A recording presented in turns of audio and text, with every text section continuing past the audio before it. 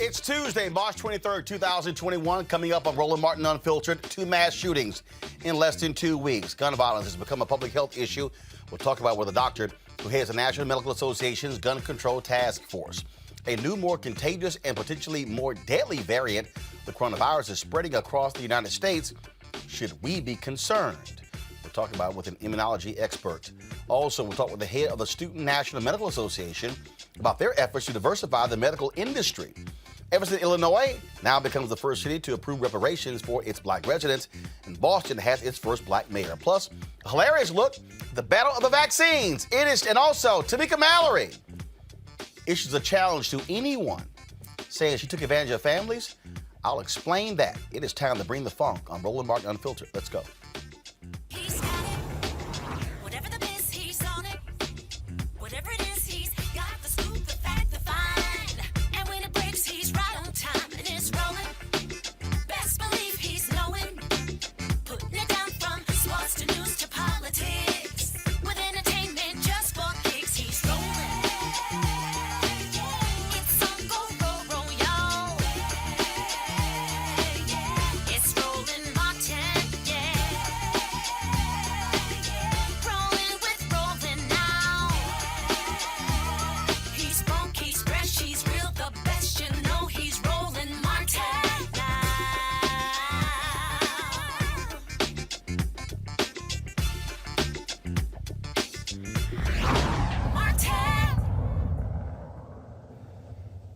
The mass shooting at a supermarket in Boulder, Colorado yesterday took place less than a week after 8 people were killed in a series of attacks at spas in Atlanta. They are also among at least 7 mass shootings in the past week across the U.S., including 3 incidents on Saturday alone. The National Medical Association is calling gun violence a public health emergency and is calling for action by lawmakers. Joining me now is Dr. Roger Mitchell, a forensic pathologist and Washington, D.C.'s chief medical examiner. He also chairs the National Medical Association's Gun Violence Task Force. All right, Doc, glad to have you here on Roland Martin Unfiltered. No, it's my pleasure. Thanks for having me. Dr. Mitchell, 10 people. Okay. Yeah, I hear you just fine. 10 people dead yesterday in Boulder, Colorado. And of course, we see what took place, 8 dead last week in Atlanta. And there was a hearing today on Capitol Hill, and just more excuses from Republican senators on how to deal with this issue. Yeah, you know, it should not have excuses. We're not making excuses to try to save lives from COVID-19. And recently we've stopped making excuses about saving lives from the opioid crisis. But when it comes to gun violence, firearm violence, we find a way to make excuses to save lives in this country. And it's quite frankly, it's appalling. And again, it's a whole lot of same old, same old.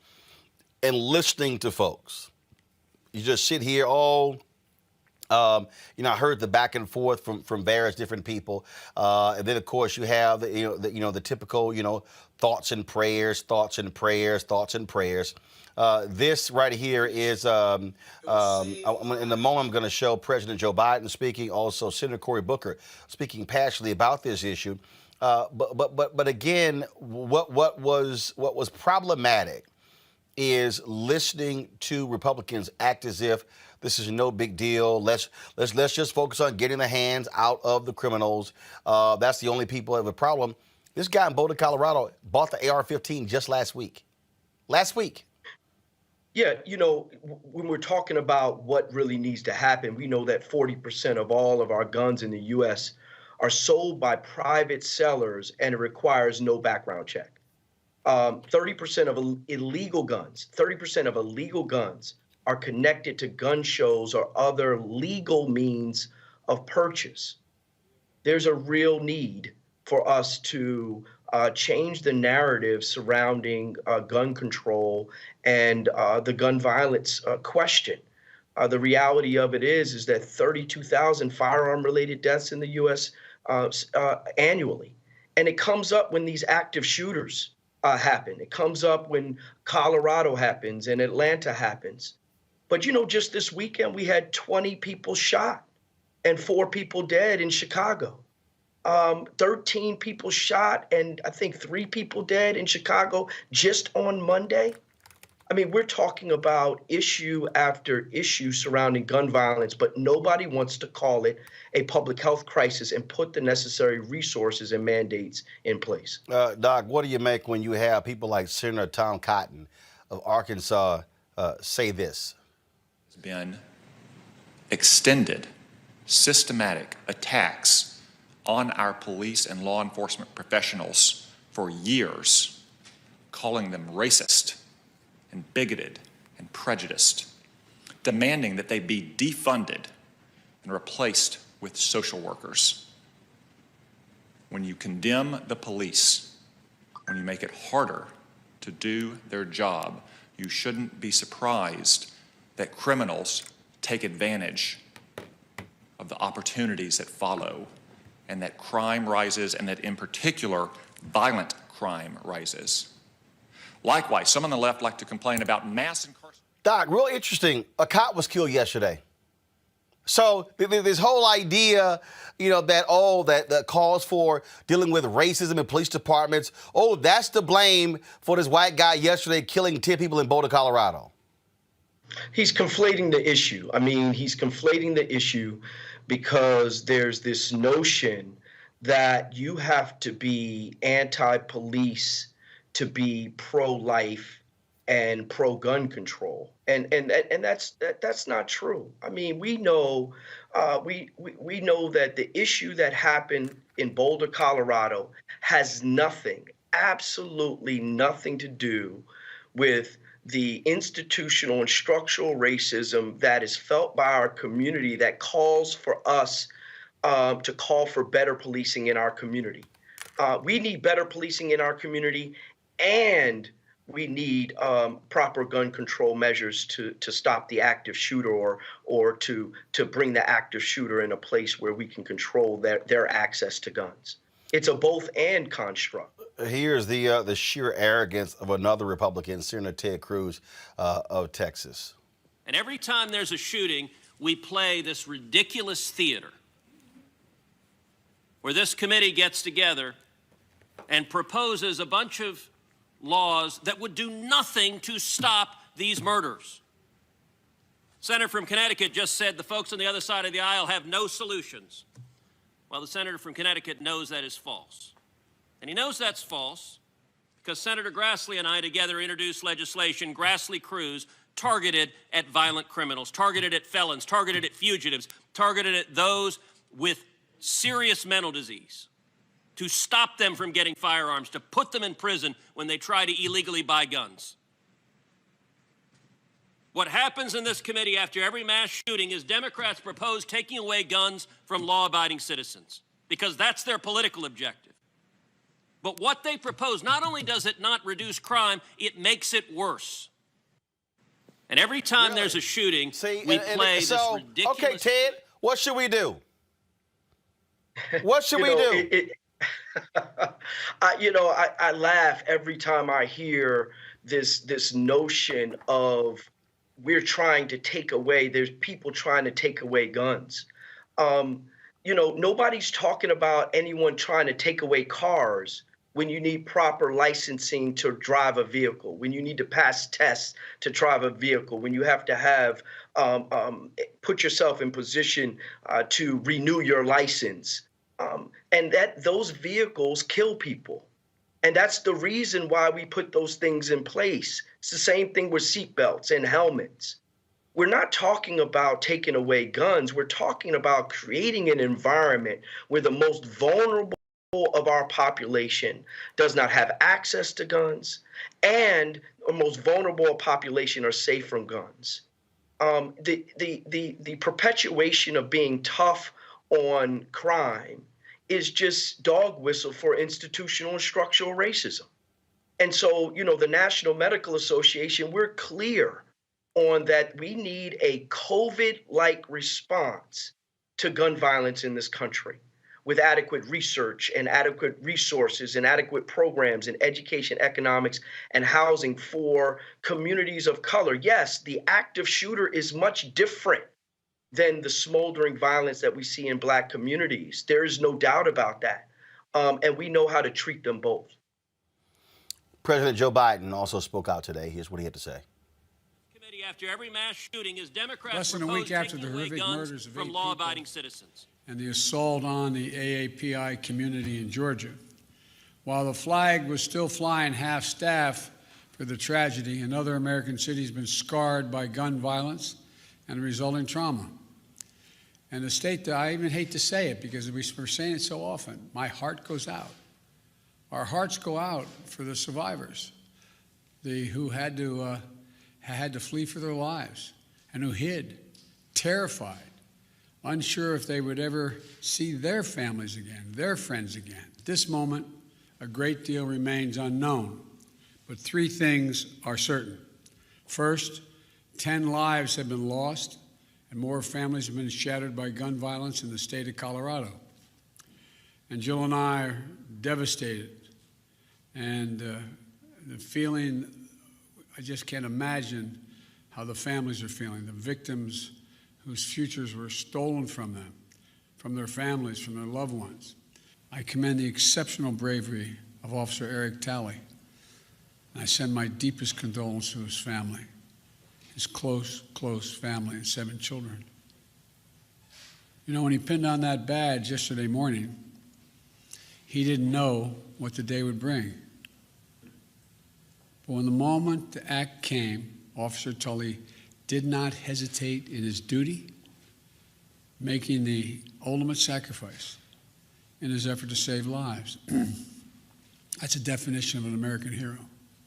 I don't need to wait another minute, let alone an hour, to take common sense steps that will save the lives in the future and to urge my colleagues in the House and Senate to act.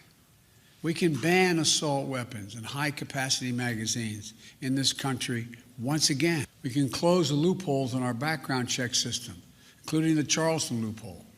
The United States Senate, I hope some are listening, should immediately pass the 2 House-passed bills that close loopholes in the background check system.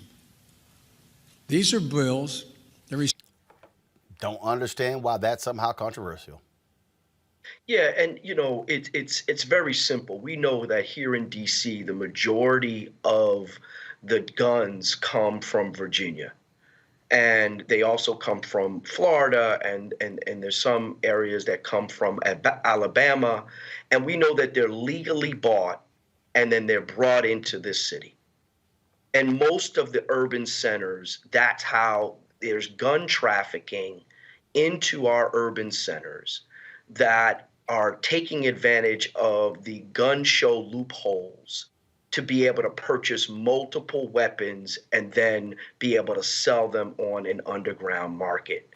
That flow of guns into our community must stop. I'm a minister, Roland. I do funerals, and as a forensic pathologist, and just as a correction, I'm the former chief medical examiner of DC and now the chair of pathology for Howard University. And I've seen my share of families that are devastated. And so there's enough talk about we give our condolences, because we do. We need to have real concrete action if we're going to stop this health crisis and treat it as such. Doc Mitchell, we surely appreciate it. Thank you so very much for joining us. God bless. Let's go to our panel now. Certainly want to get their thoughts and perspective on this, folks. Benjamin Dixon, host Benjamin Dixon Show podcast. Teresa Lundy, principal founder, TML Communications. Michael Brown, former vice chair, DNC Finance Committee. What we have here, we have profiles in weakness, Benjamin. To listen to the whiners and the complainers, to listen to them say all kinds of crazy, outlandish things, trying to equate just old car accidents and all kind of stuff like that. I just sat there and, I mean, for instance, listen to this fool right here, Senator John Kennedy of Louisiana. Be brief, Mr. Chairman. Thank you for the opportunity. I've listened to my colleagues' comments with interest, and I join with Senator Feinstein in hoping that we can do something about this. But I do think we ought to keep this in perspective. What has happened in the last few days, what's happened in the last years, is of course tragic. And I'm not trying to perfectly equate these two, but we have a lot of drunk drivers in America that kill a lot of people. We ought to try to combat that too. But I think what many folks on my side of the aisle are saying is that the answer is not to get rid of all sober drivers. The answer is to concentrate on the problem.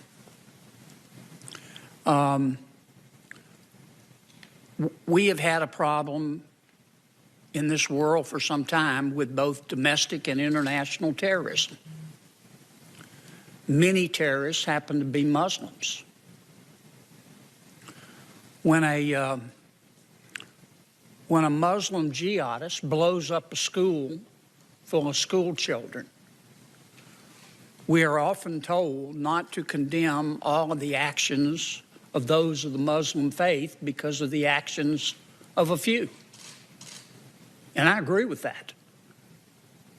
So why doesn't the same rule apply to the 100 million plus gun owners in America who are exercising their constitutional right? And I think we ought to keep that in mind, ladies and gentlemen, as we talk about this issue. Benjamin. Yeah, John Kennedy, obviously of no connection to JFK. He is representative of what conservatives do on a regular basis. While he's setting it up for us to think about using one person as an example of how we should not vilify an entire group, that's literally what conservatives do. Let this have been a black person. It would have been a referendum on blackness in its totality. Let this have been, and actually we are seeing in real time how, because this man had an Islamic sounding name, it is slowly but surely turning to a referendum against Muslim people. This is what conservatives do. They are more upset about the possibility of gun control than they are upset about the 10 people who are dead right now in Boulder, Colorado. And I knew that this country was absolutely without hope when I saw them do the same exact thing over the lives of the children at Sandy Hook.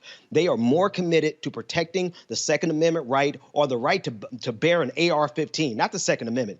They're more committed to protecting the right of people to carry guns like AR-15s than they are protecting the lives of children in this country. And for that reason alone, conservatives have blood on their hands.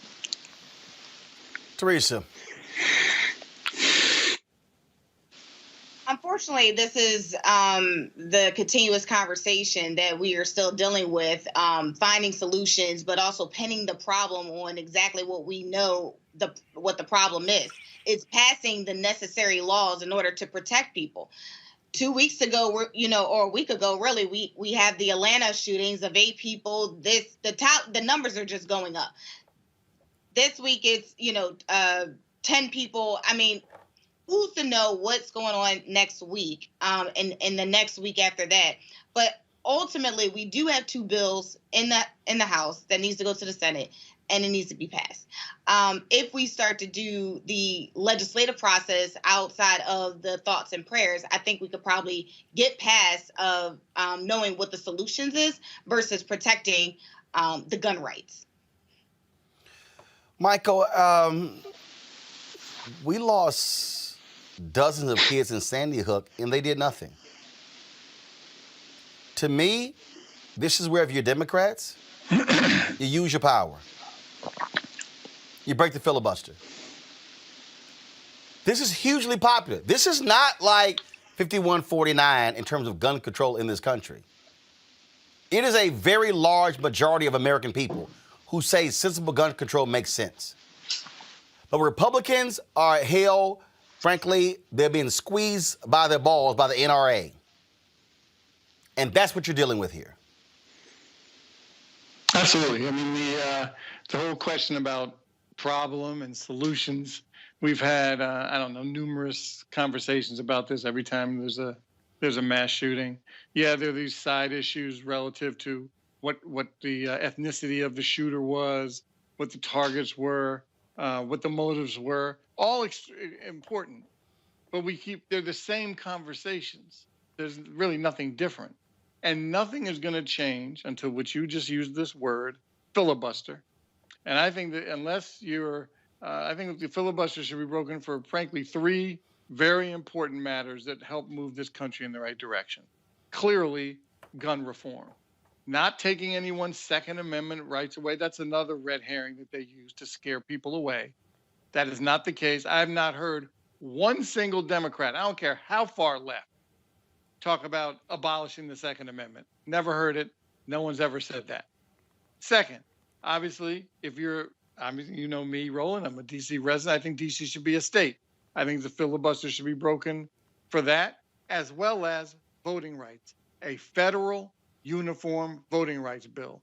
Those are the three issues Democrats should stand up and say, we need to break the filibuster for that. Now, for infrastructure, housing, the environment, other issues, you do what you have to do and you try to get as many votes as you can. Maybe you can get to 60, maybe you can't.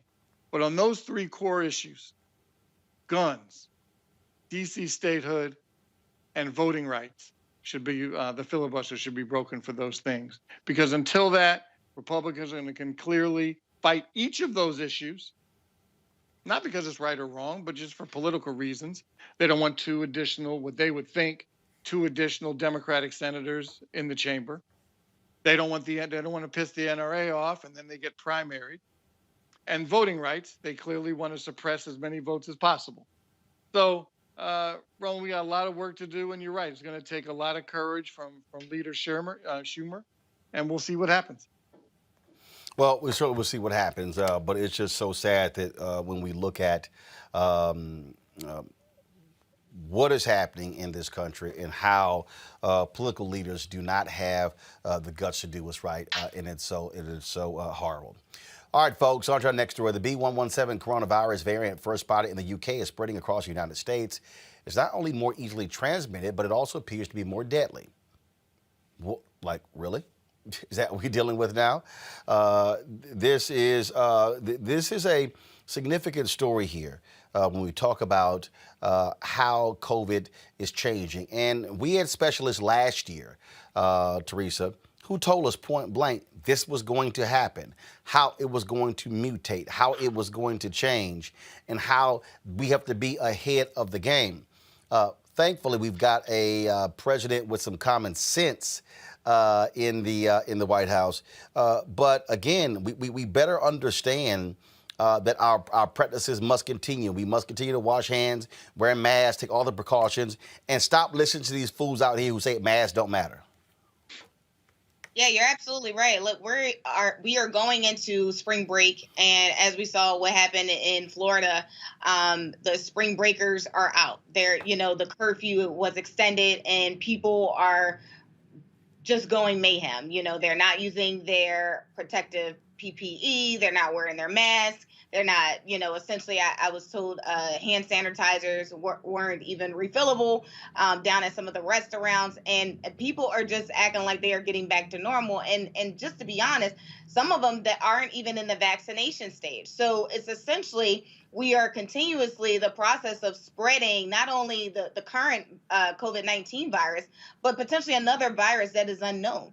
Even travel has been on an all-time high because rates have been low. And so people have been traveling. I believe TSA said 1.5 million people, a little bit over 1.5 million people have been going in and out of airports and literally can be spreading this across states. So what do we do about this problem? I think part of it is we have to knowingly, it shouldn't take a campaign to tell people to keep your mask on. It's almost common sense if you want to stay safe, knowing that we have a small usage supply chain of getting the first COVID-19 cycle out, but then another unknown variant that could be another potential vaccination rollout and its process. So when we get back to normalcy, I think people just need to really have a keen sense of wisdom and understanding of what we're dealing with. It's not going to go away overnight, but it is impacting our lifestyles, and hopefully it can be contained versus spread from days to come. This is, again, as we look at leadership, Michael Brown, this matters because you're not going to have a president denying the reality. And so you're going to see the directing the CDC and others to do what's right to ensure that we are protected from this new variant. And, like everything, remember that old Tip O'Neill term, all politics are local. Same with the conversations you have with your friends. I, fortunately enough, have my second shot today of the Moderna vaccine. And I've had so many conversations with friends of mine, colleagues, who, not the ones that can't wait to get their shot or have already started the process, but with folks that are apprehensive about it. And it is so frustrating to have these kind of conversations. Now, I get the history. Clearly, we know what happened in Tuskegee. We know what happened during Jim Crow. Clearly we know our history and we know what happened. This is a different time, and a time where you have to trust what the medical folks are saying. And if the medical folks are saying, get the shot, just get the shot. And even if you're on the right, who you have been opposed to anything related to COVID, as reluctant as 45 may have been, he did say, hey, get the shot, even though he did it in private and didn't want his supporters to see it. But nonetheless, it's time to trust the science, get the shot, because it's better to have whatever little side effect there may be for a few hours or a day. It's better than getting COVID. And it's more important to keep your neighbors and your families safe. Absolutely, Ben. Yeah, no, I'm thinking of this from the perspective of collectivism versus individualism. I think the default position in this country is individualism because that's what's been driven into us by the powerful and the elite. And in the instance of COVID-19, we really needed people to have a collectivist mentality. Like, wearing a mask was not so much to protect ourselves individually, but to protect our neighbor. And that was far too much for so many Americans, especially when you had a president like Donald Trump, who actually politicized something as simple as wearing a mask. And because of that, we had so many cases of COVID-19 spread across this country that mutations started taking place, and also actually the variation that's coming from Europe. But the point is that what we saw in Miami this weekend and what we're seeing across this country with people posting videos of them arguing over whether or not they should wear masks is selfishness.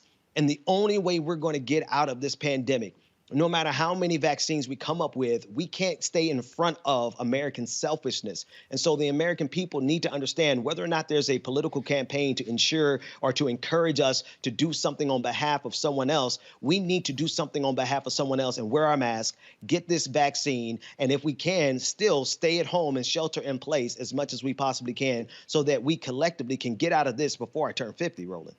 Well, this is, again, it doesn't help.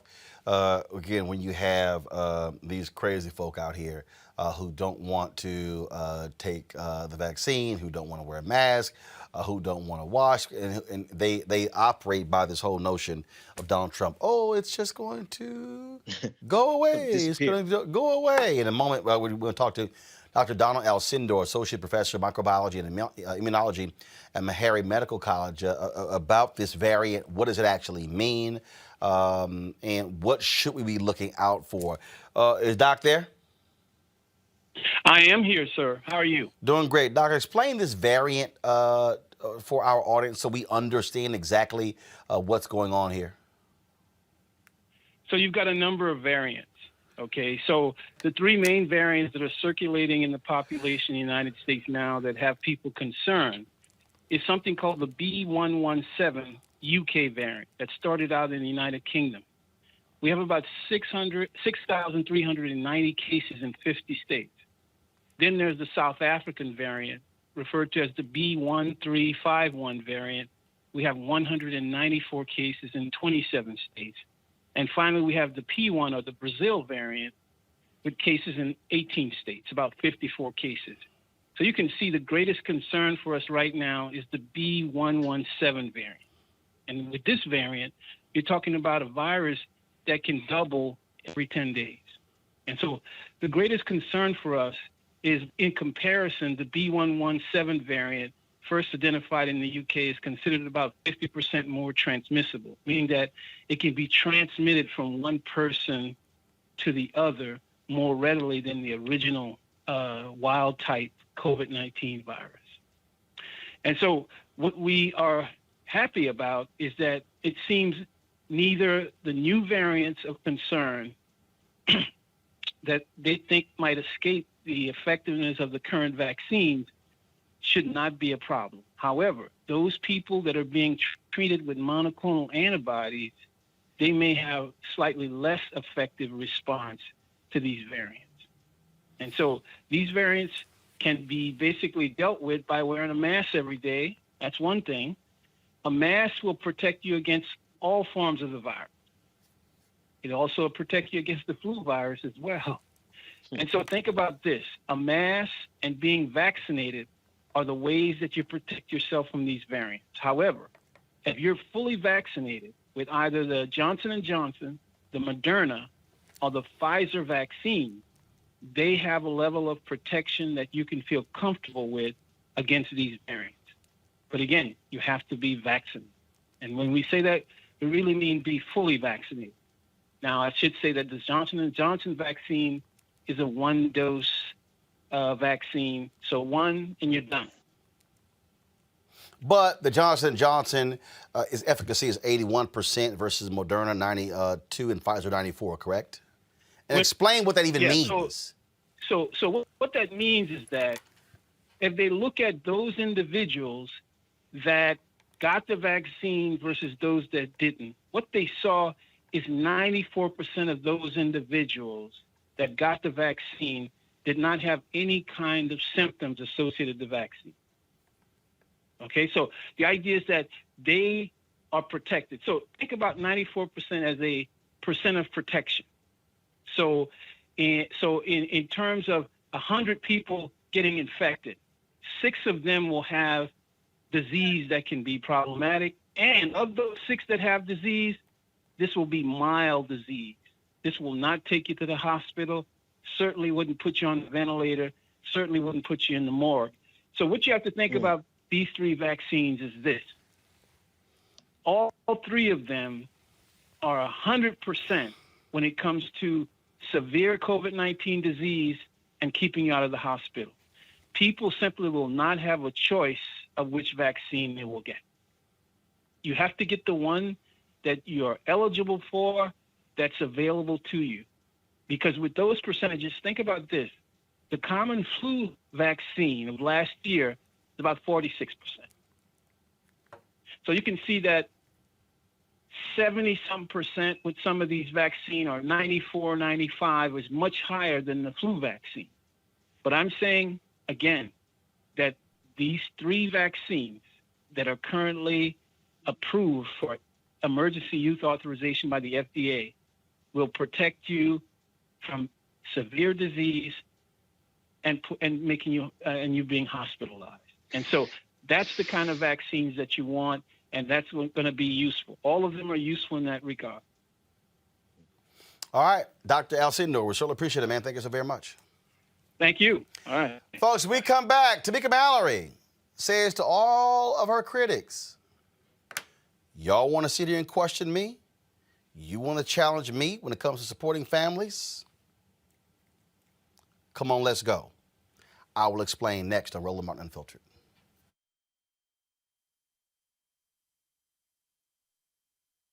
America is starting to breathe again. A decent man as president, a plan to protect us. It feels almost normal, but it's not. Republicans still will not admit that President Biden was legally elected, which means they don't believe in democracy. They believe an election is only legitimate if they win. That's not democracy. Their plan? Pass voter suppression bills to block minorities from voting, take back Congress, impeach President Biden. We refuse. We refuse to accept the end of the American experiment. We refuse to allow anti-democratic autocrats to steal our country. We choose to fight, and we will not lose. Join us. I believe that it's movement time again. In America today, the economy is not working for working people. The poor and the needy are being abused. You are the victims of power, and this is the abuse of economic power. I'm 23 years old. I work 3 jobs. Work 7 days a week. No days off. They're paying people pennies on the dollar compared to what they profit, and it is time for this to end. Essential workers have been showing up to work, feeding us, caring for us, delivering goods to us throughout this entire pandemic, and they've been doing it on a measly $7.25 minimum wage. The highest check I ever got was nearly $291. I can't take it no more. You know, the fight for 15 is a lot more than about $15 an hour. This is about a fight for your dignity. We have got to recognize that working people deserve livable wages. And it's long past time for this nation to go to 15 so that moms and dads don't have to choose between asthma inhalers and rent. I'm halfway homeless. The main reason that people end up in their cars is because income does not match housing cost. If I could just only work one job, I could have more time with them. It is time for the owners of Walmart, McDonald's, Dollar General, and other large corporations to get off welfare and pay their workers a living wage. And if you really want to tackle racial equity, you have to raise the minimum wage. We're not just fighting for our families, we're fighting for yours too. We need this. I'm going to fight for it until we get it. I'm not going to give up. We just need all workers to stand up as one nation and just fight together. Families are relying on these salaries, and they must be paid at a minimum $15 an hour. $15 a minimum. Anyone should be making this to be able to stay out of poverty. I can't take it no more. I'm doing this for not only me, but for everybody. We need 15 right now.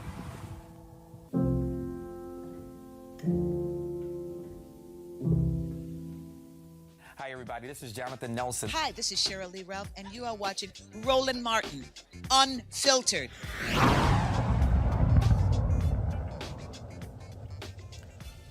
So yesterday here on Roland Martin Unfiltered, I talked about all of this drama surrounding activist Tamika Mallory and the criticism by Samaria Rice and others about her and Sean King and Attorney Ben Crump, as well as the folks from Black Lives Matter. And it's been really interesting watching these folks. And now you got some folks all mad and upset. Oh, my goodness, you sitting here, you defending your friend. No, we talking about what's truth and what's fiction. Yesterday, I also showed a tweet that I referenced was Lisa Simpson. It was not her, so that was my mistake. I got no problem admitting when I make a mistake. But when will the haters, when will the Tamika Mallory haters also admit they make a mistake? So I talked to Tamika today, and this is what Tamika told me.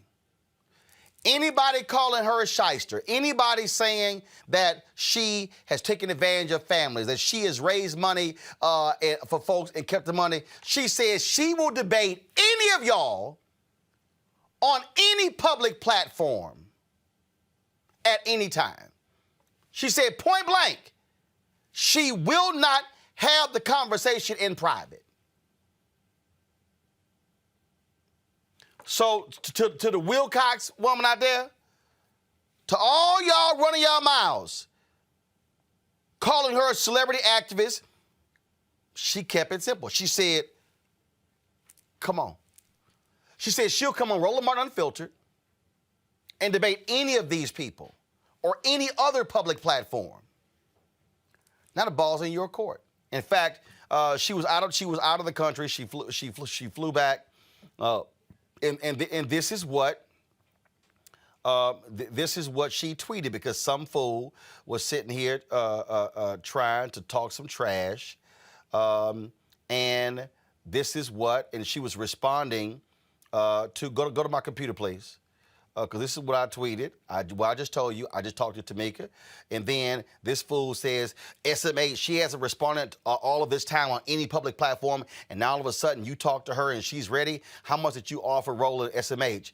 Tamika said, you got the receipts. Whoever it is, I'm prepared. Let me know what's good and when. Not behind the scenes, but in front. Bring everything you have. What's the date? And make sure you bring the receipts of what you've been doing too. Let's go. That was sent at 6:47 p.m. today, March 23rd, 2021. See, it's real easy to sit here and talk all y'all want to. It's real easy. Tamika posted this. Y'all lie so much behind damn keyboards. I spoke on all of this on a public platform days ago, but y'all liars just like to talk. So since you know so much about me and what I do and how I operate, let me know when you are ready for a public conversation.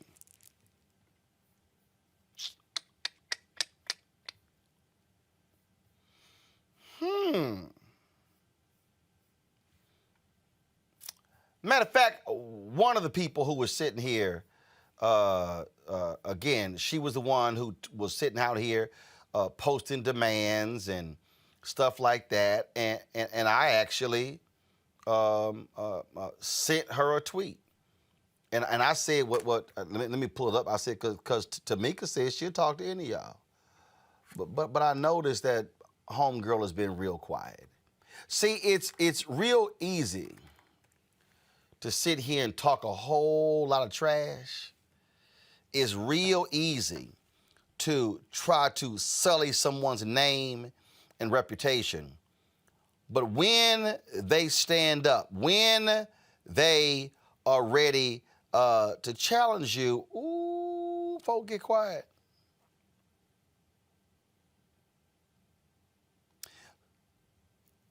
Others try to say that, well, Roland, you giving folks a pass. No, I don't. What I have said and what I will continue to say is that if we gonna sit here and do this, you might want to have some facts to back you up. Because see, if you're gonna question the integrity of people out there who are on the front lines, yeah, you are going to have to bring more than just your simpleton tweets and Instagram post and social media post. And all I'm saying is, she said, let's not have it private. Let's have it public. I'm bringing my panel here. I'm gonna find this person's tweet because I did send her a particular tweet saying, where you at? What you want to do? Benjamin, what do you make of these attacks on, and again, these attacks have been on, they were levied by Samaria Rice and this other mother, Lisa Simpson, who lost a son in Los Angeles. They attacked Tamika Mallory, Sean King, Ben Crump, Black Lives Matter. And I have been specifically defending Tamika Mallory because she's been in the game 25 years. And so when someone tries to call her a celebrity activist, come on now. What your thoughts, Ben? Roland, I'm conflicted, to be honest with you. I listened to the interview that Tamir Rice's mother did with, I think it was Urban XM for Sirius. Yeah, it was Clay Kane. Clay Kane. And it was a compelling interview. And I don't know a lot about Tamika Mallory's activism, so I can't speak to her specifically. But I will say that those of us who are in the social media spaces and those of us who have our platforms amplified and we're larger than life, I think sometimes that we may not take in consideration, or maybe we should take even in more consideration, the impact that perceived celebrity can have on what we're trying to accomplish. And I know that may be asking a lot of people who are busy doing what they're doing. But honestly, I try to take that into consideration every single day. Like whatever I do and whatever I say, I want to make sure that my good is not evil spoken of. And sometimes that requires that I go above and beyond to make sure. And I think that that is a necessary burden, because the lights, the cameras, the flashing, the glamorous, the ring lights that we have, the filters that we have in the background, sometimes that could be taken the wrong way. So I think it's incumbent upon us who have these platforms to just be extra mindful of it. And I'm not saying that Tamika is not, but in other spaces, I know that that is something that is lacking. Well, here's the deal, though, Teresa. The more popular you get, that others might deem you a celebrity. But here's the whole deal. If you want to criticize Tamika when she was at the Grammys, you wasn't saying shit when she was arrested in Louisville. Correct. You wasn't saying shit when they were there till 4 o'clock in the morning bailing other people out. The folks wasn't saying a damn thing when we were with them in Georgia as they were canvassing door to door on the last weekend, encouraging folks to vote. We were there. Our cameras were there. And in fact, one of the women here, here it is. There's this. I'm gonna show you this here. This woman, this R.A. Wilcox. Go to my computer, please. She goes, journalism is in crisis. Celebrity activists are going so hard to discredit these mothers with no regard for who they are or their stories. Roland Martin doesn't even know Lisa Simpson's story, yet has an opinion. And she says, thinks that I'm Lisa Simpson. And I said, going hard. I said, but I can admit the mistake. I said, but can you admit that Tamika Mallory had no involvement in the Tamir Rice case? This other person says, as soon as you admit that you seem very confused about the topic at hand, when did the family ever say that she was involved in the Tamir Rice case? Journalism requires familiarity with at least the basic facts of an issue. Well, someone else responded to that woman, Lola, by saying that Tamir Rice did on Clay Kane's show. I then said, where's the evidence that Tamika used Tamir on a flyer, put him on a shirt, raised money in his name? If you're going to accuse someone, then provide the receipts. That's all I'm saying. This Wilcox woman. Samara has been very clear that her critiques of Tamika are not exclusive to Tamir. Her critiques of Tamika are because she sees that she is doing to other families what Sharpton, Crump, and King have done to her.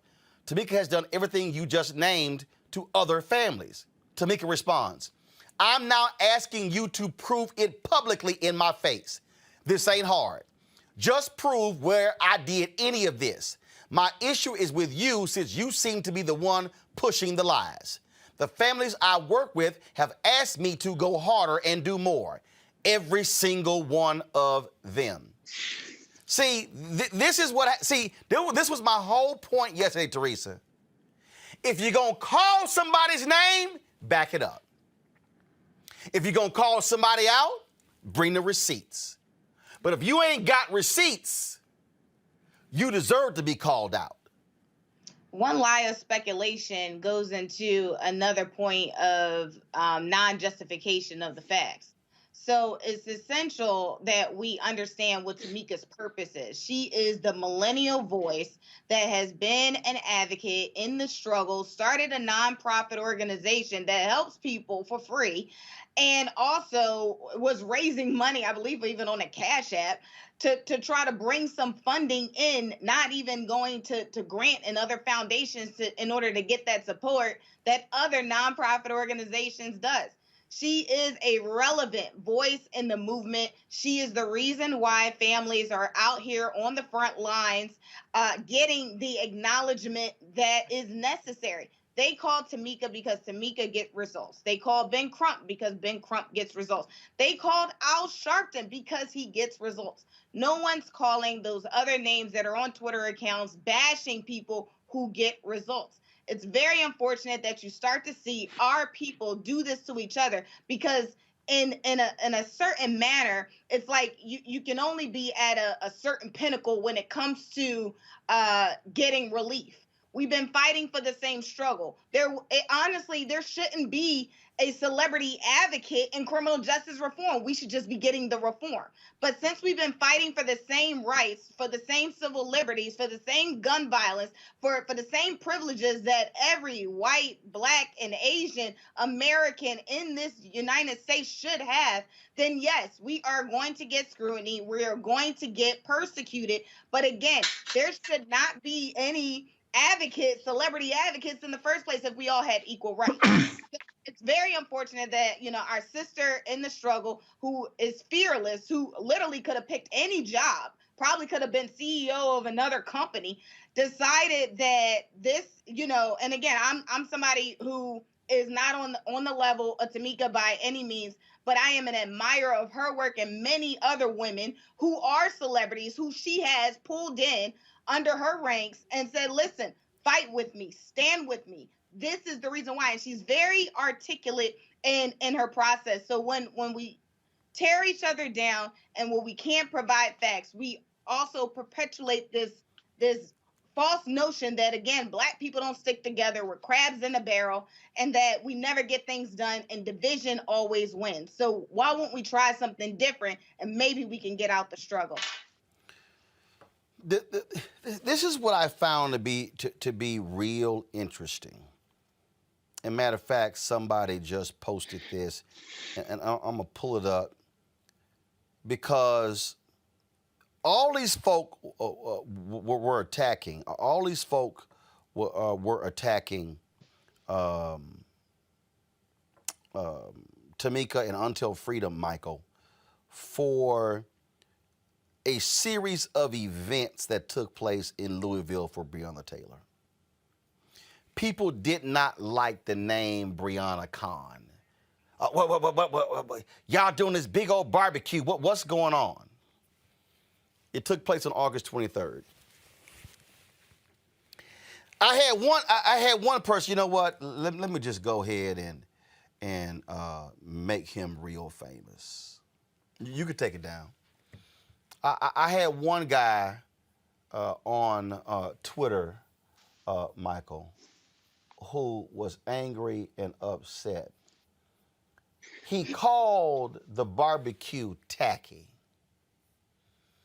He attacked the event. What was interesting, Michael, about him attacking the event is that Breonna Mama's helped plan it. Breonna's mama was there. And I said, oh, so are you calling Breonna's mama tacky? I then said, it's this fool right here. Go to my computer right now. This fool galvanizing the lazies. Your ass lazy. Because he was the one, or she, I can't tell she lazy. I mean, hold up. I'm trying to find it. I really want y'all to see what she posted. She really posted that it was tacky.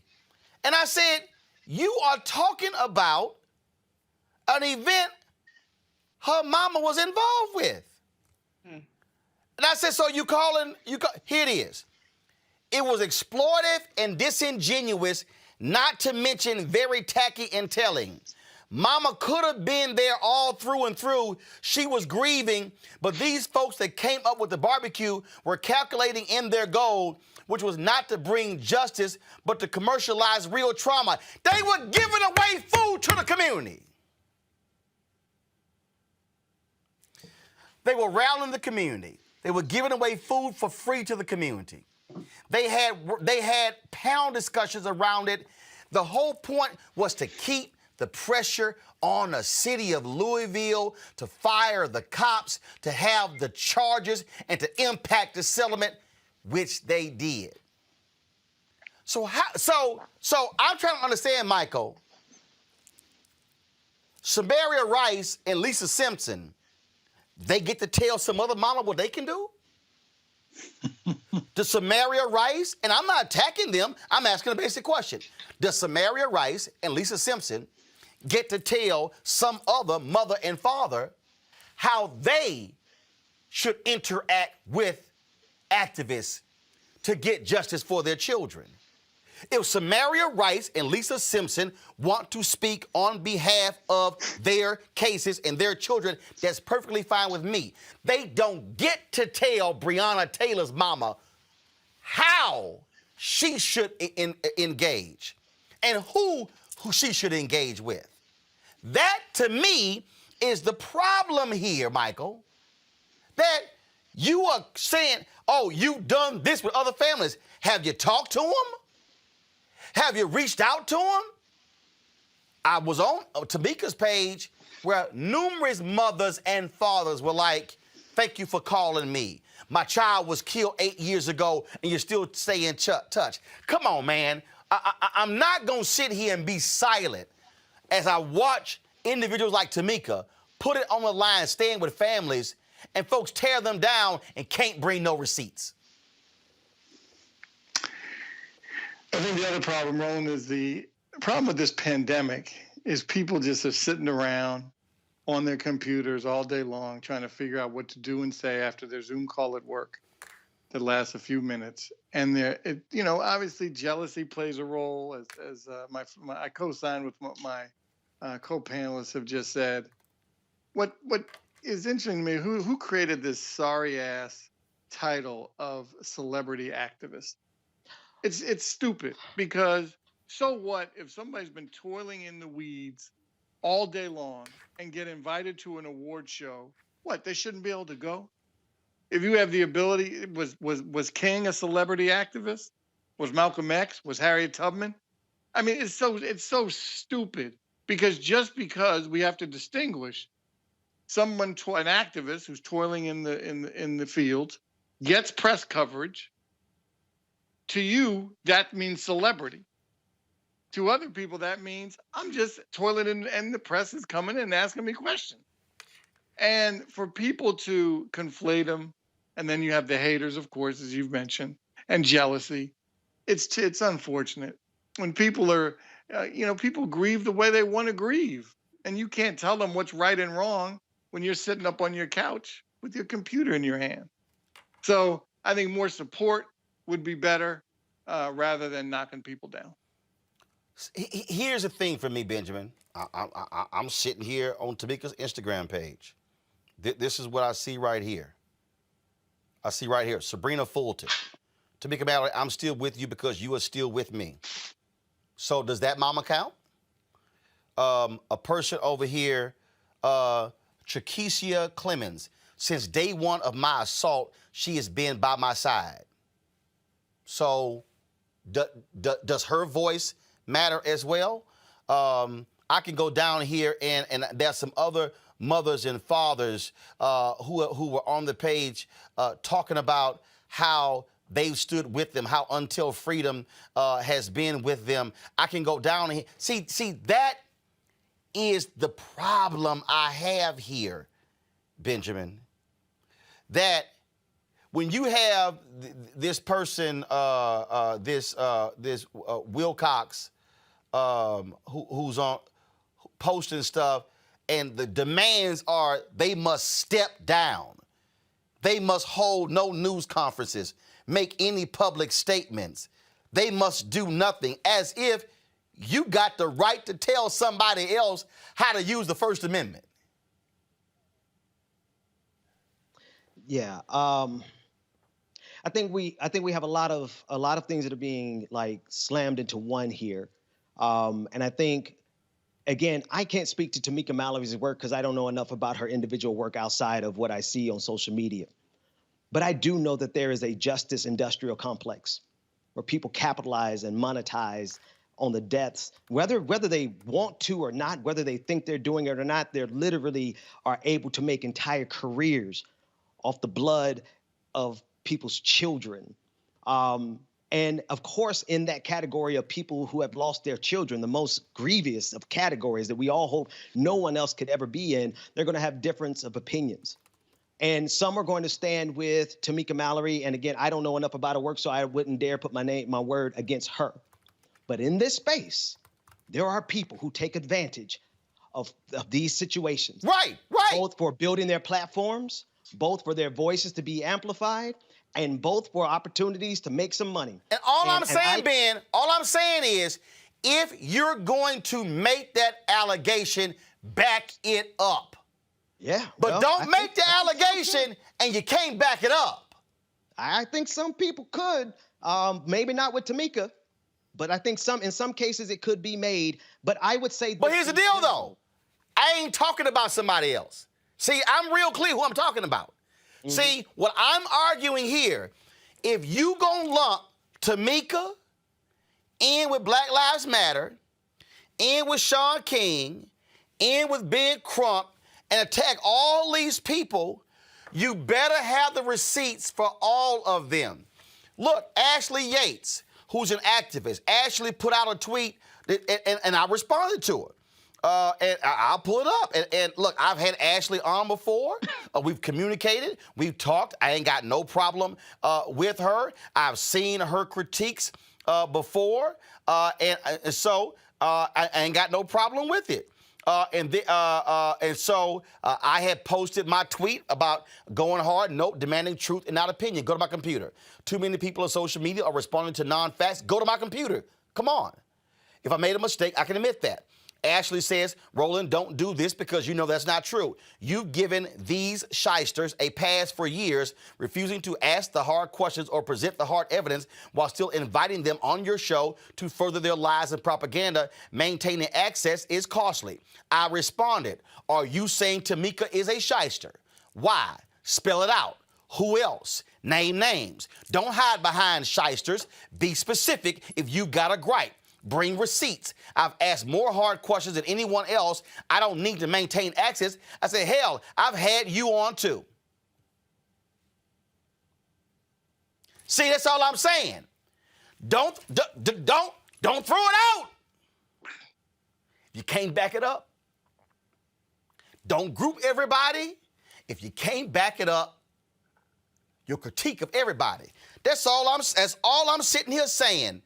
Truth is truth, Teresa. Truth is truth.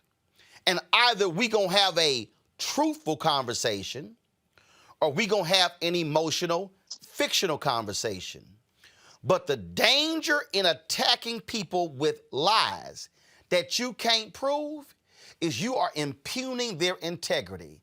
You are dishonoring their name. And by you trying to cast doubt into who they are, I will never forget, Teresa, in 1988, Max Robinson, the first black nightly newscast anchor, was speaking at Howard University. His body was riddled with AIDS. He was frail and thin.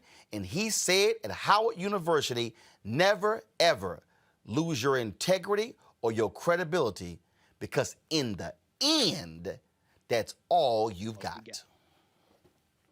Yeah, and it's especially true for black people. I mean, how many times have we seen elected officials, I mean, i.e. Governor of New York and Governor Cuomo, he has over 10 allegations against him, even a current one sitting in his office. And yet, he's still in office. And so it's like, when African Americans particularly are in these positions fighting for like rights, not running for public office, but literally fighting for justice and fighting for strength of others, it's just interesting, where the attacks are coming from. It's coming from our own. And it's so unfortunate and it's just so disheartening, really, that even if you're not in the inner circle, you can't support on the outer circle. And then when other people are asking you to literally pull receipts, show us the facts, give us the recordings, give us something that show us that what you're saying to tear down another African American woman or male, someone who is on the front line fighting for families, that this is wrong, or that some truth is in somewhere, or maybe have a larger conversation. Because like Brother Benjamin said, yes, there are people out there who do this, but they don't last. So those who have been out there, and getting some of those offerings, right? I mean, let's just call it what it is. We have some past elected officials or those who were never elected, and I don't want to mention their names, but every time they have a speaking engagement, it's $500,000 a year. Why? What have you done? And so part of the problem is those who are not getting those type of funding opportunities when they haven't done the work as much. It's just disheartening to tear down someone who has really been putting up the fight and just tearing down each other when we're really trying to all come out of this together. Again, here's my whole deal. If you got a problem with Shaun King, say it. Produce your information. If you got a problem with Black Lives Matter, say it. Produce your information. If you got a problem with Ben Crump, say it. Produce your information. You got a problem with Tamika Mallory, say it. Produce your information. But if you can't produce the information, we got a right to fire back at you and say, why did you create all this dissension based upon lies? Because, see, here's the thing that I said yesterday, Mike, and we got to be real damn careful. You got these dumbasses like this fool, Deja Gajour. Roland Martin profits the most from black pain. Without black pain, there would be no Roland Martin. He even creates it to keep shows on. A lot is lies and propaganda. Deja, bring your ass. Bring your ass, Deja. Deja, I'll call you out. Dejagigeure.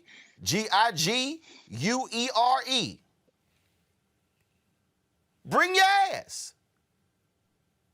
First of all, on this show, we highlight black success, black-owned businesses, black experts, black coronavirus experts, black doctors, black lawyers, black engineers, HBCUs.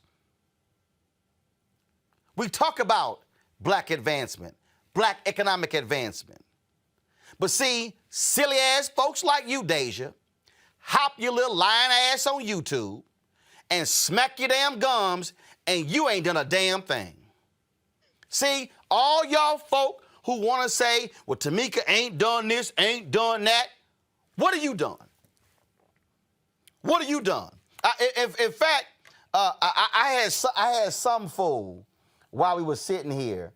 First of all, you know what?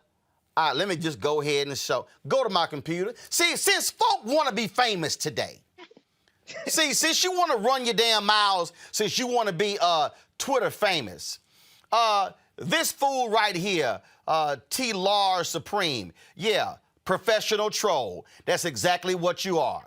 You got 32 weak-ass followers.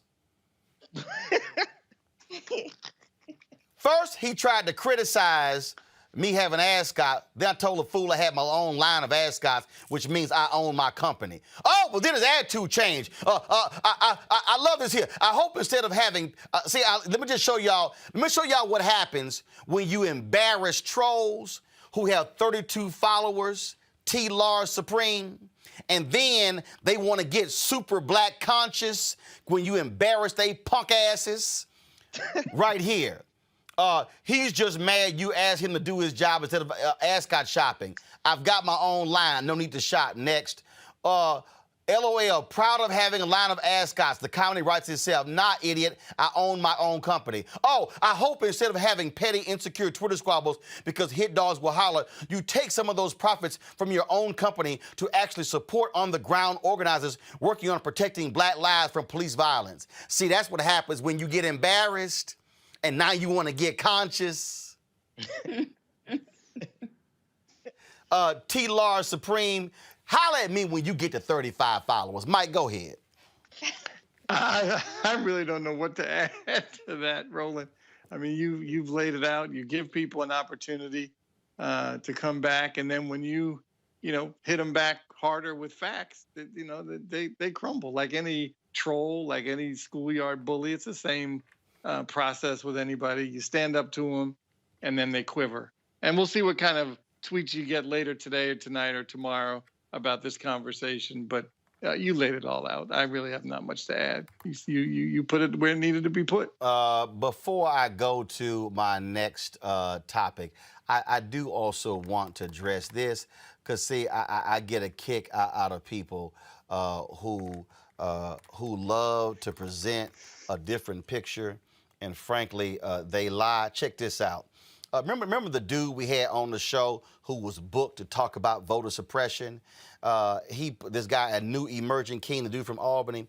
He goes, my favorite portion of this interview with Roland Martin, this part was so beautiful, do for self, blah, blah, blah, blah, blah, blah. So then, of course, you know that troll, Boyce Watkins, decides to talk to him, and Boyce trifling ass, because Boyce is also a liar. Yeah, Ben is getting real uncomfortable on this show. It's calling I'm good. So little King Randall got all these little trolls. Oh, Roland Martin don't like doing for self. I created this, so that's kind of stupid. That's it. And so they were all running their mouths. Oh, you should be celebrating this king for starting his own school, or why you hating on them? And I had to explain to people that, well, maybe part of the problem, because y'all like, oh, you trying to tear him down? I say, well, maybe part of the problem is y'all don't want to accept the reality that he agreed to come on the show to talk about voter suppression. But then he wanted to do a bait and switch when he was on the show. Just in case folk think I'm lying. Oh, no, here we go. Oh, there you go. Receipt. See? Receipt, that's right. I'm going to have receipts for your ass. This is what I tweeted. Guess who is quiet as hell about this racist and massive voter suppression bill from Georgia Republicans? Black Republicans like Alveda King, Bruce Lavelle, Angie Stanton, Janelle Kay, Jalen Johnson, New Emerging King, also quiet, Paris Denard, C.J. Pearson, Kim Baltimore. King Randall tweets, drop the lower third. LOL, I'm glad you thought of me, though. Jalen Johnson, you want to go on the show? Interesting. That's what he tweeted. So guess what happened next, y'all? What happened next was, I said this. Son, you're a black conservative from Georgia. Easy question, New Emerging King, Jalen Johnson. Do y'all endorse and support the Georgia Republicans' voter suppression bill? Do y'all stand with black people? Come back to me, please. I then sent this. Y'all gonna love this one here. Hey, Jalen Johnson, you really don't think Georgia Republicans isn't targeting black people? Y'all see where it says this tweet was deleted by the tweet author? That's where Jalen tweeted, oh, he not gonna have us on the show. Y'all see he deleted it. King Randall responded, he ain't gonna do it. All he gonna do is get 10 people on a panel versus us two and overtalk us the whole time like a female, LOL. That's what King Randall, Mr. Manly Mans, tweeted. Come back to me, please. Last one. Here's the tweet where I said it. Both of you bring your asses. King Randall, LOL, send an invite and tell me when. Guess what? When Randall came on the show, I'm not bothered with voting. I'm all about doing for self. It's called bait and switch.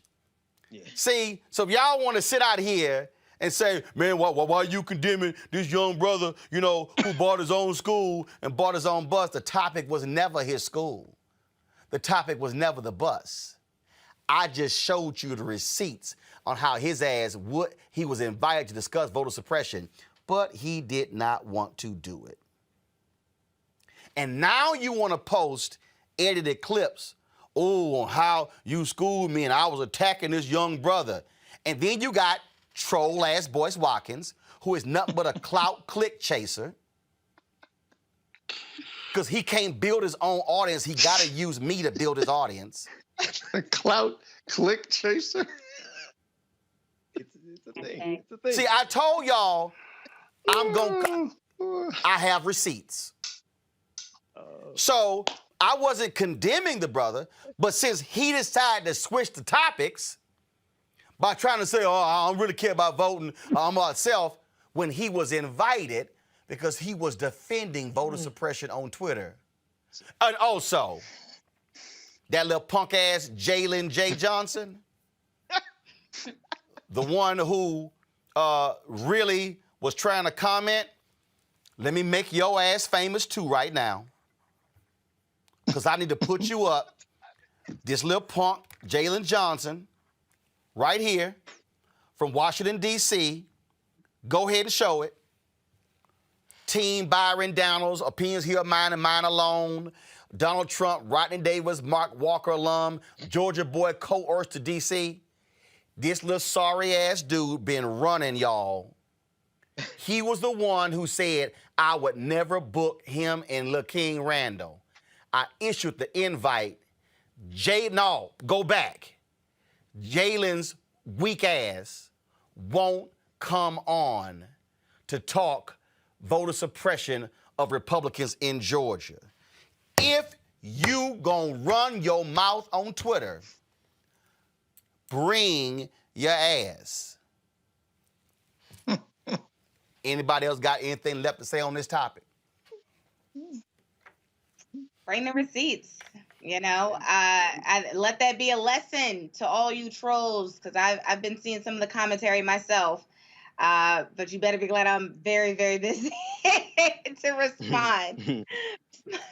But let that be a lesson to you. There you go. Go ahead, Ben. Roland, I would just say, for folks, for everyone who's doing good work, God bless you.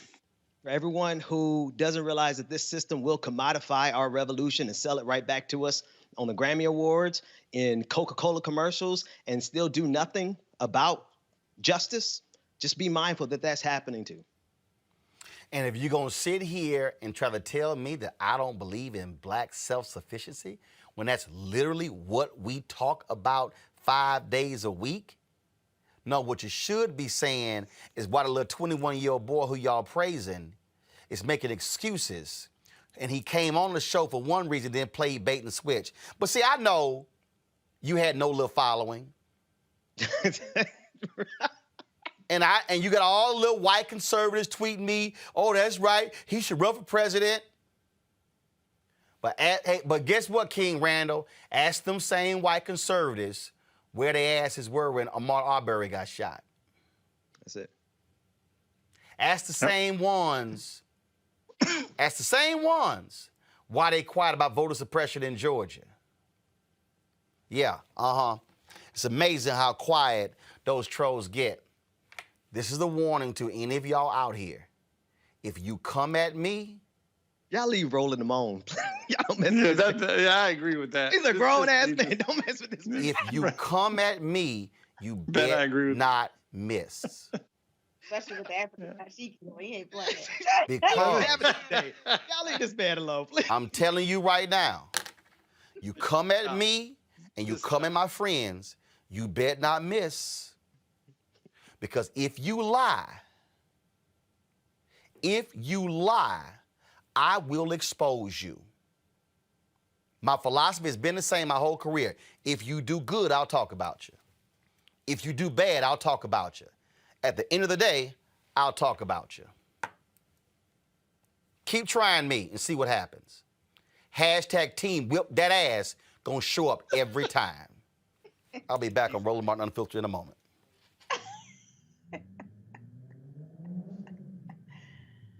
Oh my God.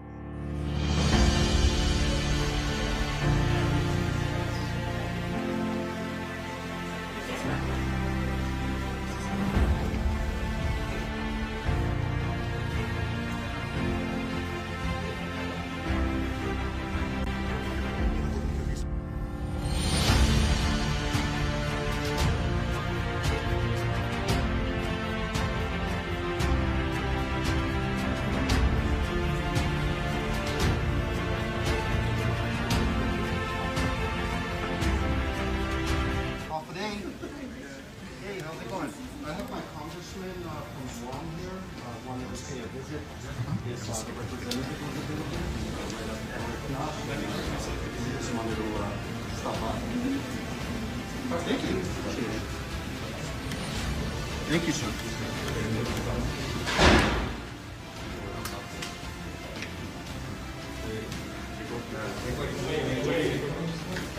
How y'all doing? Good.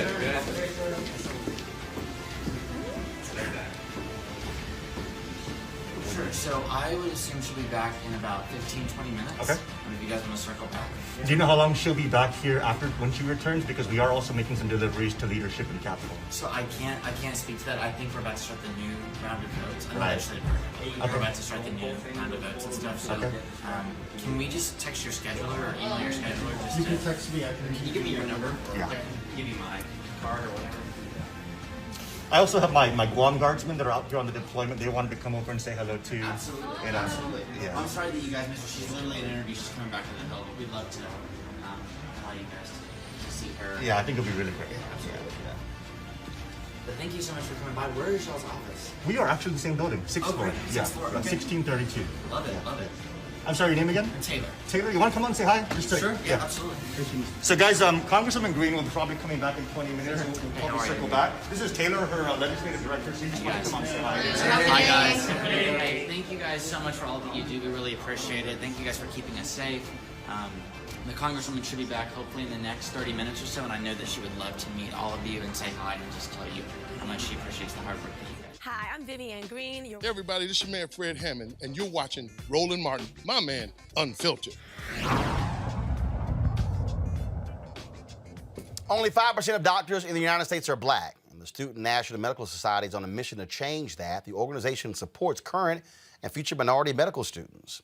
Check out this video of medical students across the country finding out last year they've been matched to a residency.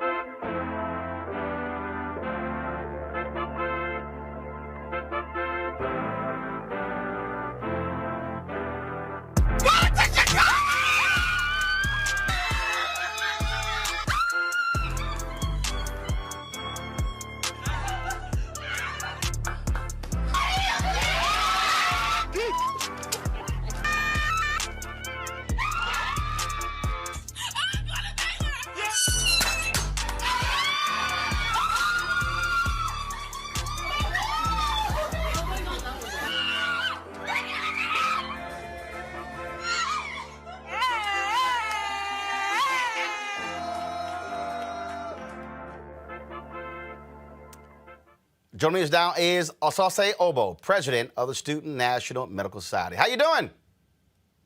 I'm doing well. How are you? Great to see you. That was, of course, it's always great to see those videos, and it's important because to show their excitement. But walk folks through how serious this is. That the problem that we have. I mean, we have the problem when it comes to in the field, frankly, black folks not trusting these white doctors and their care. That's why we got to have more African Americans in medicine. Yeah. So first of all, thank you for having me. Just watching that video actually gets me really emotional. I'm in that video. We put that together last week to celebrate a lot of our members who were able to match into their dream residency choices. And I think that this pandemic and also just the uptick in the racial unrest that we've been seeing has made it even more important for us, for the SNMA to exist, for us to continue to work towards, supporting and ensuring that folks that look like us are graduating from medical school. Because getting in is a feat on its own, and getting out is a whole nother journey. So I think one, it's really great that you have us on here to come and talk about why it's important to diversify the face of medicine. I'm still reeling myself just because I was able to match. But I think just one thing that I do want to say is that it's really important for us to also just focus on the pipeline. Because I think back to my story, like sitting here now, matched, going into my first job as a physician, Dr. Obo, yes. I think back to the different people, the different key points in my journey where I had folks that were discouraging me, whether that was folks that didn't believe, like, oh, I've never seen a black doctor. Are you sure you want to do that? Are you sure you don't want to do nursing, or what about physical therapy or something else? And so I'm sure that my story is not rare. So many of our members are going through this, whether that's at their high school, at their college, being discouraged from this path, saying that they're not worthy or they're not going to make it or whatever. And so the Student National Medical Association has been here for over 60 years, just supporting us. I am a testament to that fact. I actually have my sweatshirt here. I'm matched to the #1 institution for internal medicine. I'm going to Hopkins, and I wouldn't be here without this organization. Over the weekend, I was in Houston. Cameron Champ was on the PGA Tour Pro, and he had a golf tournament. It's called the MAC Invitational. And at that golf tournament, it was his dad runs a foundation, and it was put on specifically to highlight mostly black and Latino golfers, but also to give folks an understanding that all they're asking for is an opportunity, and an opportunity to show what they can do. And that's the thing that also that I think when you talk about medicine, when you talk about where we are, look, folk, just all they're saying is, I just want a shot. Don't block me. Yeah. Don't sit here and get in my way, but just give me an opportunity for a shot, for me to be able to compete, for me to be able to go out there, earn a scholarship, be able to show what I can do. And that's really what black students are saying when it comes to medicine. Yeah, definitely. I think that's one of the great things. So when I found out about the Student National Medical Association, it was because they were giving scholarships for pre-meds to be able to take the entrance exam for medical school. The exam is like $365. Classes are over $1,000 a piece. And I was struggling to try to save and be able to pay for it myself. And so I think, it's important for us to find those organizations, those groups that are supporting and encouraging students that look like us, Black, Latino, other BIPOC students that are trying to pursue careers in medicine, because we need each other. We need us to make it. We need us to fill these hospitals so that our folks are getting taken care of in the best way possible. And as I was saying, this was, go to my computer, please. This was a shot. These were some of the young women who competed on Friday, Saturday, and Sunday in Houston, and there were college golf teams there: Prairie View A&M, Texas Southern University, and other universities, because opportunity for them to see upcoming talent to possibly recruit, and that's what we're talking about. And while I was there, it was a white gentleman. Was a friend of Cameron's dad. He played baseball with his dad in minor league baseball, who's actually a doctor in Utah. And he was talking about the difficulty of them recruiting black doctors in Utah. And I said, look, I love to have you on the show. I said, talk about an opportunity. He said, look, we want to offer opportunity. He said, the people looking for one. He said, I'm looking for black residents. And I said, all right, we'll put it out there, because that's what folks are looking for, the opportunity. Mm-hmm. Right. Well, please put us in contact with him, because we would love to connect him with some of our members that are looking for spots, especially coming into this next year of applications. No, I will do that because I'll have make sure Jackie, who's my booker, sends me your information, because I sent it to him, and I said, and it was interesting. We had that conversation, and then I saw y'all's video the next day, and I told Jackie, I said, hey, book him on the show to be able to get this out. Let's go to my panel for questions for you. Mike Brown, we'll start with you first. It's interesting. Do you find when I went to law school, I was one of two people of color in my class. No, three in my class. Do you see the same thing in medical schools? I know Roland mentioned only 5%, but is it the same thing I'm not talking if you go to Meharry or Howard, but if you go to a white school, is it the same kind of one or two? And is the recruiting from colleges to medical schools, same as law schools or business schools, the same? Or have you ever done a comparison of the three? I haven't done a comparison. I have been getting in contact with BOLSA, like the Black Law Student Association's national president, as well as folks that are in other professional organizations, to kind of have that conversation. But I will say, as far as medical school is involved, we are not sought out. It's hard to answer this question the best way possible. So when you're applying to medical school, you're begging for someone to let you in.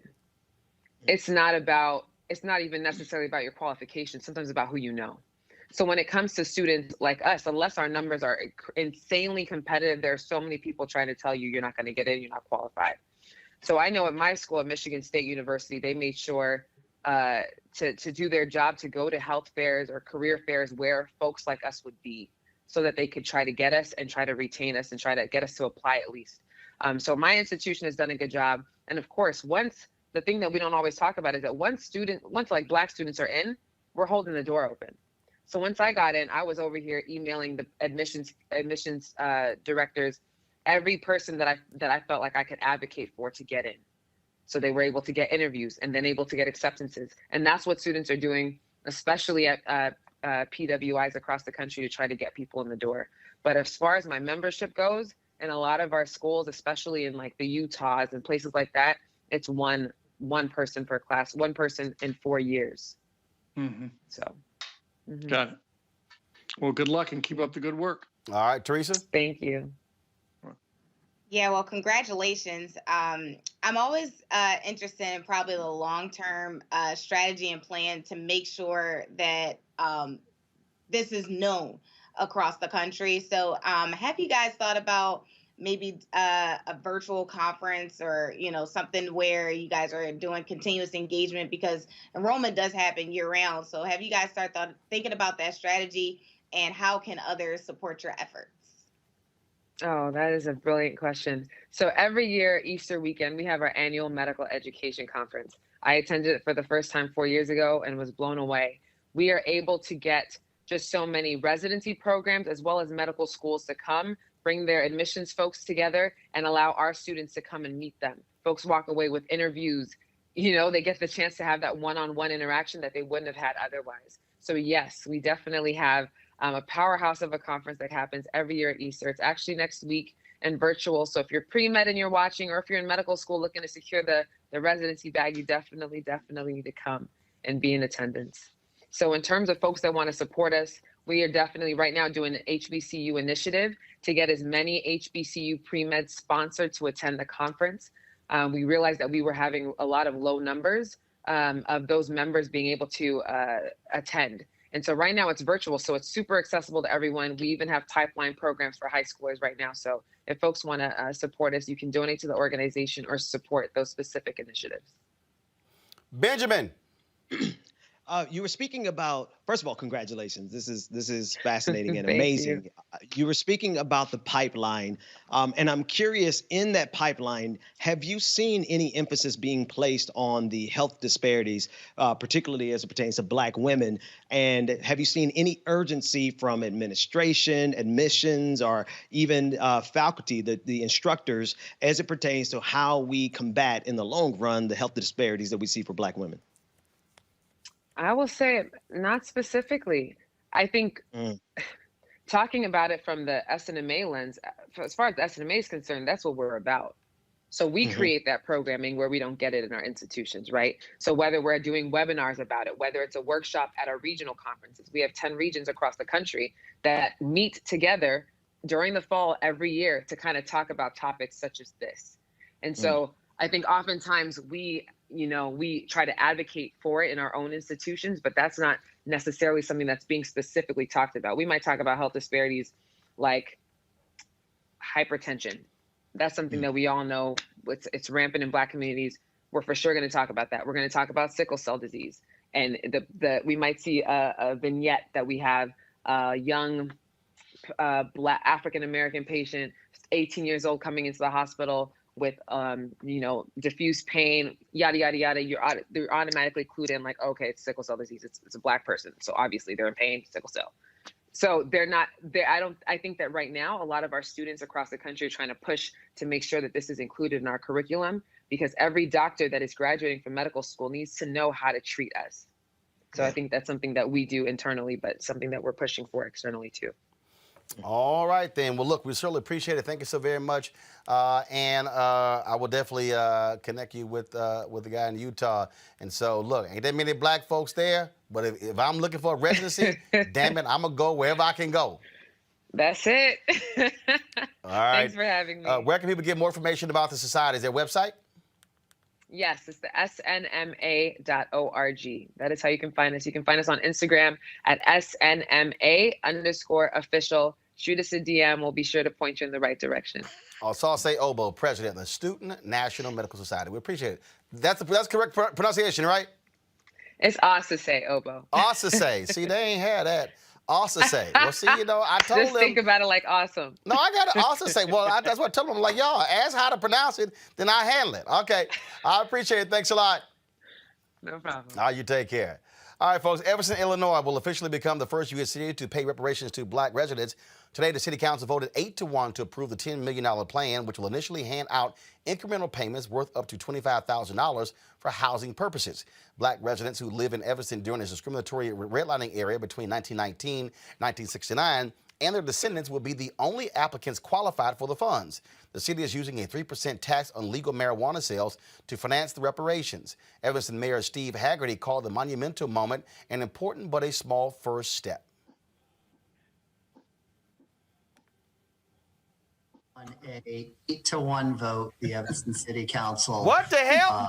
Approved adoption of Resolution 37-R-27, authorizing the implementation of the Evanston Local Reparations Restorative Housing Program and program budget. Again, this is the first 4% of the 10 million. It is an important but a small first step. All right, folks. Michael, your thoughts about this? Wow. I mean, as he said and you said, it's an important first step. Clearly still a long way to go, but it's impressive. And that's, elections, Roland, you and I talk about it all the time. Elections have consequences.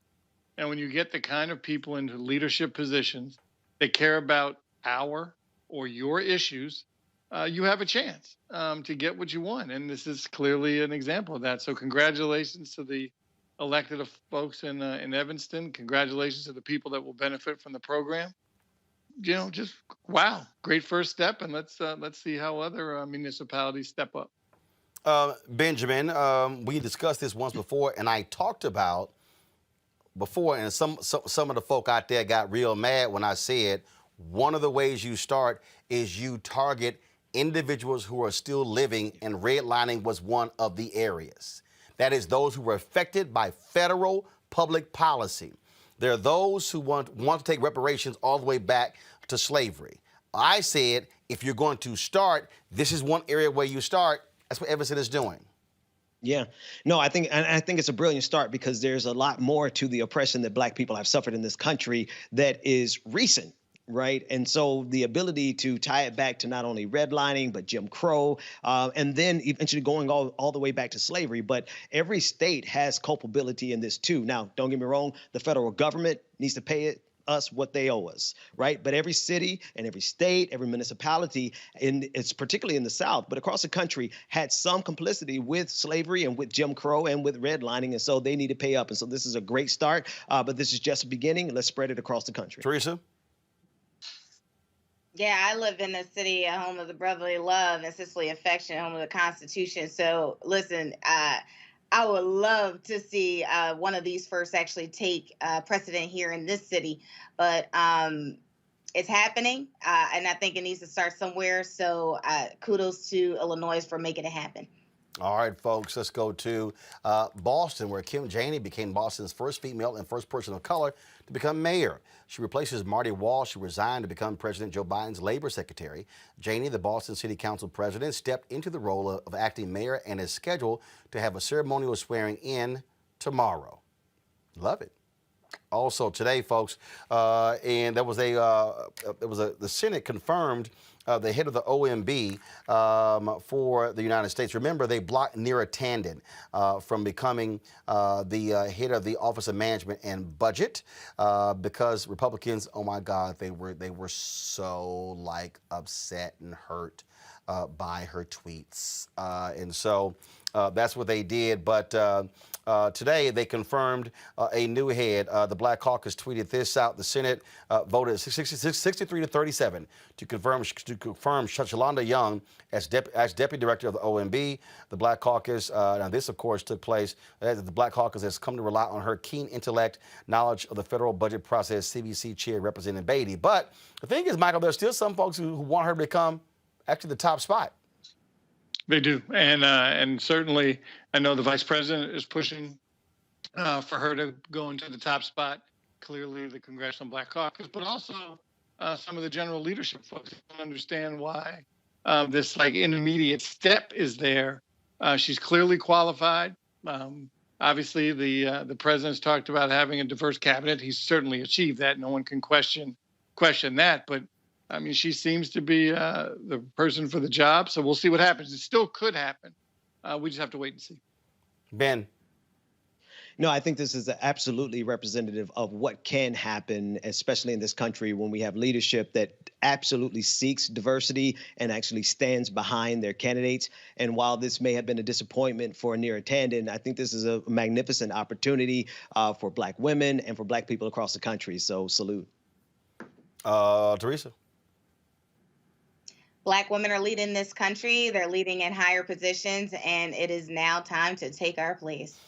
Folks, we were always talking about, of course, coronavirus, and I came across this video here that I thought was hilarious. Comedian Jeff Wright is a writer for Late Night with Seth Meyers. His funny videos have brought him more than 2.5 million followers on TikTok, and his latest skit pokes fun at the different vaccination companies vying for the top spot. Y'all watch this.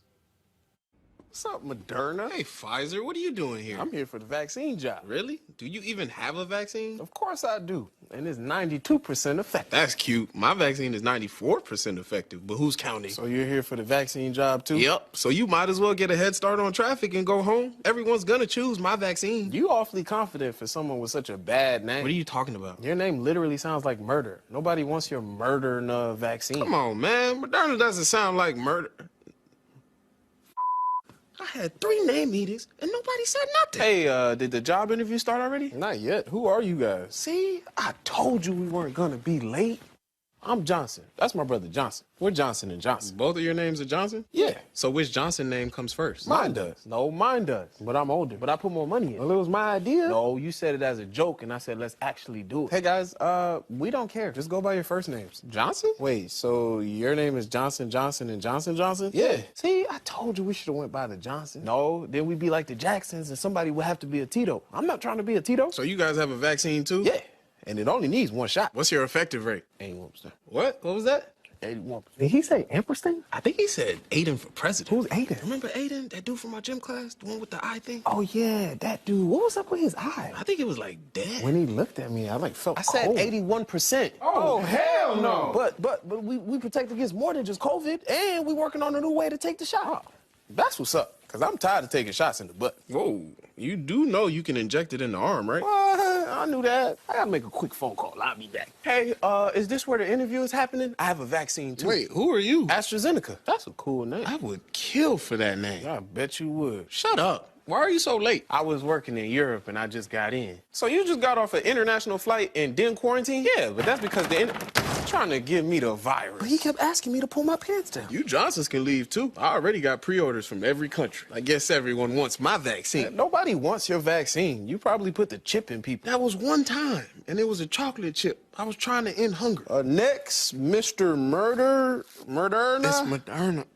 Never mind. Okay, well, good news, you all are approved. Okay. Then why did he give me my shot in the butt?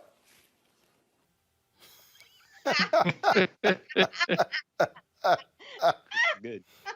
That is good. God love it, Teresa. I was dying the entire time. That is so funny, but so real.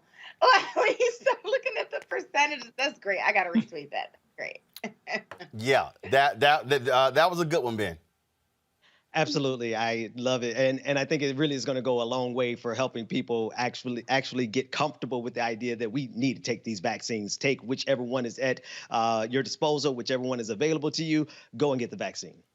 Michael, just great creative. We have so much talent in our community. What a great ad. All right, folks, that is it for us. We want y'all to support what we do here at Roland Martin Unfiltered, which provides an opportunity for us to speak to our issues and concerns. We ain't got to ask nobody for their opinion because we just do it ourselves. Please support what we do by going to Cash App, $RM Unfiltered, PayPal.me/R Martin Unfiltered, Venmo.com/RM Unfiltered. Go back, please. Thank you. And Zelle, Roland at RolandSMartin.com. I don't know what y'all doing in the control room today, but Lord, y'all need to take a nap. Y'all need to take a nap, okay? All right, Anthony, wake up. And of course, you can send a money order to New Vision Media, Inc., 1625 K Street Northwest, Suite 400, Washington, D.C., 2006. Folks, that's it. I will see y'all tomorrow. Benjamin, Teresa, Michael, we certainly appreciate it. Thank you so very much. And Benjamin, we thank you for that coat as well. I know you didn't think I was not going to mention the floral arrangement that you decided to bring with you and wear on the show. So I guess you bought it from Peebo Bryson or the OJs or something like that. So It was a hand-me-down from the OJs. yes, yeah, that is definitely a stage coat. Yes, that is exactly I'm what. not wearing black. Huh? I'm not wearing black. Yeah. I guess the spring is coming, so you decided to break out some orange there. So yeah, we see you. All right, folks, that's it. I'll see y'all tomorrow. Take care.